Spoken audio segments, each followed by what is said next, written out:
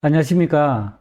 금년 2021년부터 기획재정부에서 이 부동산 세금 부분에 다소 손을 좀 보았습니다.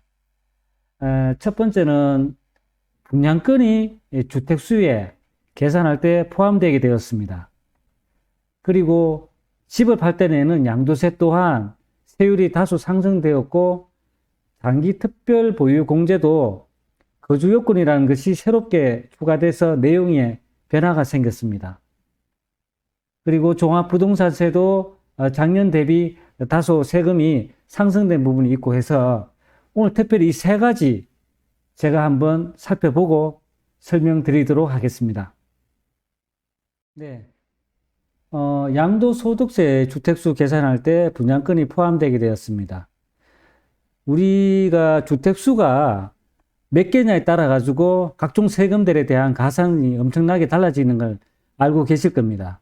어쨌든 좋은 얘기는 아니겠죠. 분양권이 이제 곧 주택이 돼버렸으니까 이 분양권이 정확하게 올해 2021년 1월 1일 이후부터 취득하는 새로운 분양권은 주택수에 포함시키겠다는 뜻입니다. 물론 예전에 그냥 조합원 입주권은 주택으로 간주했었습니다. 자, 그리고 여기 보시면 취득세 낼 때에는 이 분양권 취득세는 벌써 작년 8월 12일 이후부터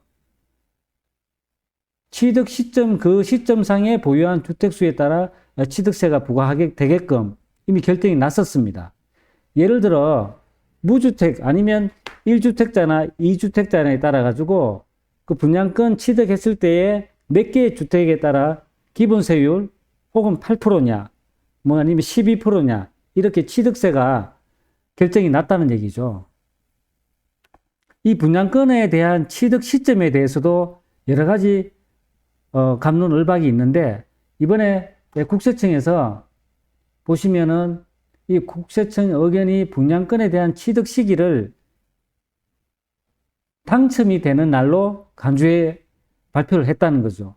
자, 최초에 당첨된 분양 계약자는 그 당첨 발표 날짜, 물론 예비 당첨자도 예비 당첨되었다는 문자가 왔는 그날, 그러니까 추가 모집도 마찬가지입니다. 그리고 이 분양권을 사신 분들은 막대금을 내는 이 잔금날이 바로 분양권 취득 시기가 됩니다. 다음은 일시적 2주택 계산 시에 분양권이 포함되었다. 예, 앞서 말씀드린 대로 이 분양권이 곧 주택이니까 한 채를 갖고 있더라도 새로운 분양권을 구입하면 그 분양권 구입한 날로부터 비과세 산정 기간에 카운팅이 된다는 겁니다. 우리가 여러 가지 세금 재테크 중에 이 1주택 비과세가 제일 우리한테는 많이 선호가 되었죠. 여기 보시면 금년 이후에 취득한 분양권은 취득 시점, 그 취득한 날로부터 3년 내에 존전주택을 매도하면 비과세 됩니다. 예전부터 우리가 비과세는 새로운 주택을 취득하면 최초 주택을 3년 내에 처분하는 걸로 알고 계시지 않습니까? 마찬가지입니다. 그런데 현재 전국에 발표되어 있는 이 조정지역 내에 만약 이 분양권이나 주택이 다 존재한다면은 그 최초 주택에 대한 처분 기간은 3년이 아니라 1년입니다. 요거는 유념을 따로 하셔야 될 것 같습니다.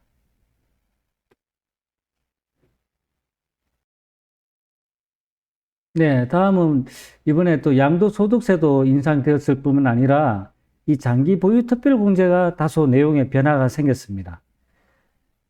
일반 부동산이죠. 지금 제가 설명드리는 주택 말고 상가나 토지나 이런 일반 부동산들은 장기 보유 특별공제가 따로 있습니다. 아시겠지만 잠시 설명드리면 기타 일반 부동산들은 3년 이상만 보유하게 되면 2%씩의 계속 매년 장기 보유 혜택을 받아서 최고 15년, 그러면 30%지 않습니까? 최고가 한도로 장기 보유 혜택을 받았습니다.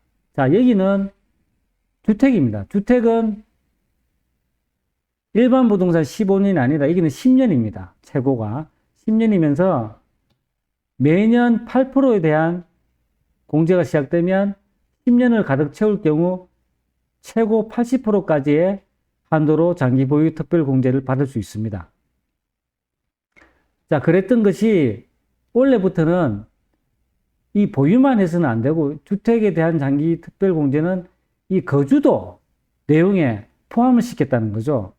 자, 여기 보시면 3년, 4년 보유를 하더라도 24% 중에 거주가 12%를 차지하게 되었다는 겁니다. 정확하게 보유 반, 거주 반을 합산해서 예전처럼 세율 공제를 하겠다. 그런 내용입니다. 네, 다음은 이 양도세가 2년 미만 보유주택일 경우에 물론 입주권도 분양권도 제가 설명드리겠지만 21년 6월 1일 이후부터 다소 가산이 되었습니다. 자, 현재는 보시면은 이 가운데 보고 계시는 게 주택 부분인데요. 1년 미만이면은 40%지만 1년 이상일 경우는 양도세 기본 세율을 적용받았습니다.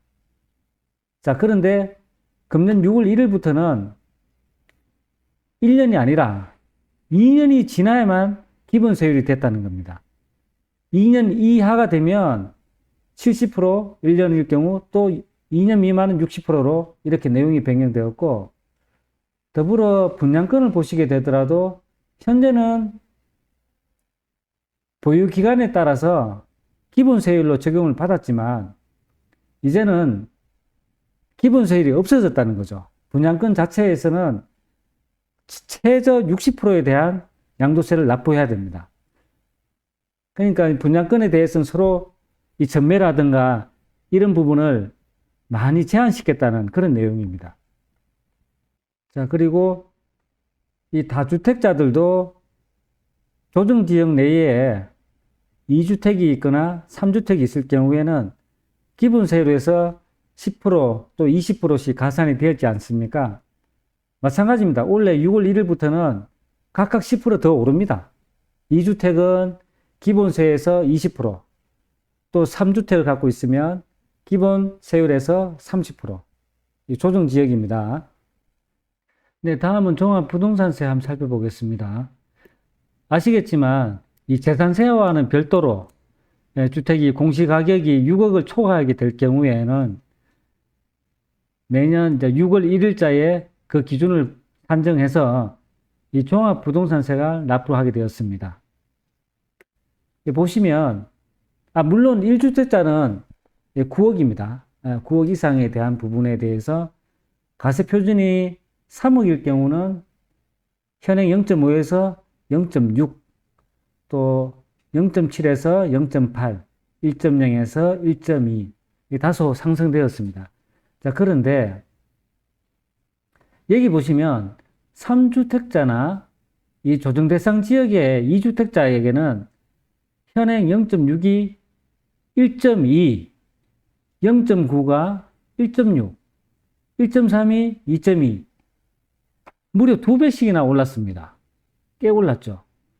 설상가상 이 조정 대상 지역에 있는 2주택자들의 세부담 상한을 200에서 또 300%까지 끌어올렸습니다. 네. 하지만 또 당근책도 같이 발표했습니다. 아래 보시면 이 실수요 이제 1주택자들의 부담의 경감을 위해서 이 고령자 세액 공제를 이 구간별로 10% 업을 시켰습니다. 자, 아래 보시면 고령자 공제가 이제 60세부터 적용을 받는데요. 현행 10%에서 20%, 20에서 30, 30에서 40, 네, 10%씩 정확히 올랐네요. 더불어 장기 보유 공제는 5년부터 보유할 경우에 혜택이 있었는데 15년이 채우게 되면 최고 50% 이렇게 공제를 받았습니다. 자, 그렇다면 왼쪽에는 70세 이상의 최고 고령자 공제 40%와 장기 보유 최고 50%를 합치면 90%지 않습니까? 그렇지만 아쉽게도 현행 세법상 최고 80%까지 혜택을 세액 공제를 볼 수 있었습니다. 근데 이 부분조차 사실은 단독 명의일 때만 혜택이 있었습니다. 부부 공동 명의는 혜택이 없었다는 거죠. 그래서 이번에 부부도 똑같이 혜택을 받을 수 있게끔 내용이 개정되었다는 겁니다. 여기 보시면 자, 부부 공동 명의 1주택자도 종합부동산을 낼 때 마찬가지로 세액공제를 받을 수 있다.